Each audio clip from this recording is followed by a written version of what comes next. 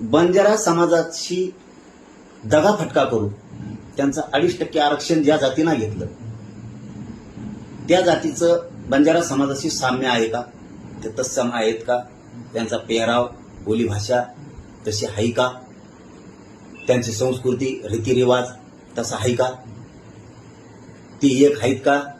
तर याचं उत्तर नाहीये. नाही तर ते रद्द करा.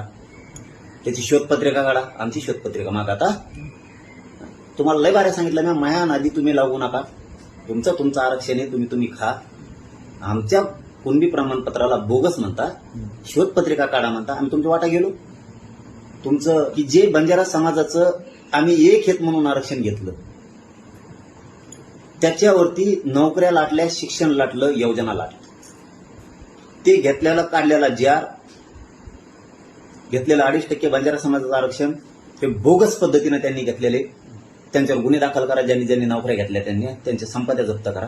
त्यांनी सरकारची, कायद्याची, संविधानाची, लोकशाहीची, सरकारची फसवणूक केली आणि सगळी मालमत्ता, आर्थिक मालमत्ता सगळी दाबली.